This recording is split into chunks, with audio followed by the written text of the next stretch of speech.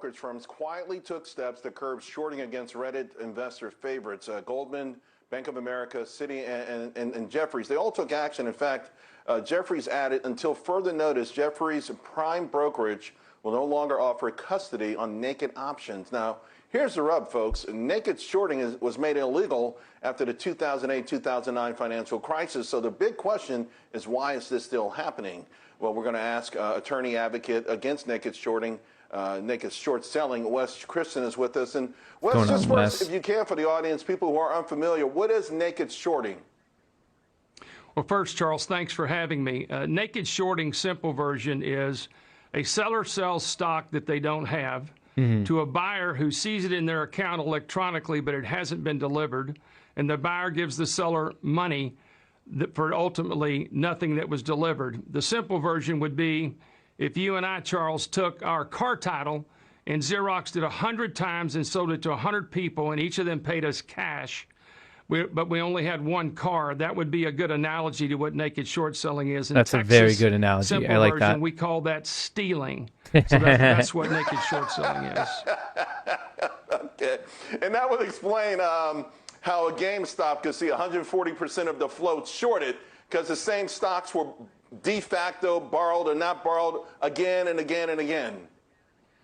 No doubt, and there's really multiple reasons for why it still exists. One is it's an enormously large problem, contrary to what some of the other financial press says. For example, in 1993, shots fired. The fails to deliver were probably several $1 million.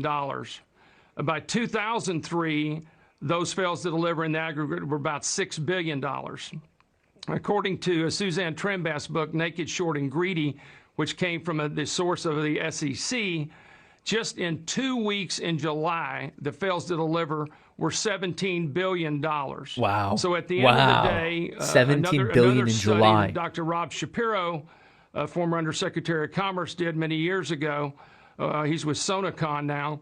He did a study that showed that 500 million to 1 billion shares were not timely delivered, Charles. Now, to be fair, if you take that out 30 days, 60 days from when delivery should have occurred, that number goes to about half. But it is a systemic problem, and it's go ahead. Sorry. So no, because I don't want to run out of time, and I've got a couple of other things. Hedge funds, we know, are big culprits. I mean, what's going to happen here? I guess let's cut to the chase. Will we see the SEC, will we see whoever's in charge take action on something that's happening, it's deemed illegal, it's harmful to the market? Will someone take action on behalf of individual investors? I think we're seeing a sea change. The reality is, who's really doing most of this from where I sit? And if you look at the regulatory actions at sec.gov and FINRA, it's really the prime brokers. The reality is that's that what there I've are been some saying. hedge funds, Prime brokers. It's the prop desk of the prime brokers who are doing the naked shorting from where I sit. Exactly. That's what we were makers. talking about. And so ultimately, they've got to be looked at. And the SEC has fined a bunch of them for mismarking tickets long when they're short, really, for pre-programming computers to say easy, hard to borrow stocks, easy to borrow. But ultimately, there's a movement and a sea change about, not only because of the litigation we've done for 20 years with our whole legal consortium, but because of these the Reddit groups and the subreddit groups, and frankly, more awareness being brought to this topic. Hopefully, also with the new SEC chairman, that I'm hopeful will do something more than what's been done to date. Yeah. Gensler has made comments that gives me hope as well. Everyone knows the problem. We know it's all about money. It's all about Wall Street making money at the expense of an honest stock market, and that's why a lot of individual investors have shunned the market, and once they've gotten in, they become victimized by this. Wes, I wish we had more time. We don't. Congratulations, though. You've got a lot of people out there looking up to you and hoping that you can continue that 20 years worth of work. I think we're right at the finish line. Joining me now, author of The War on Small Business.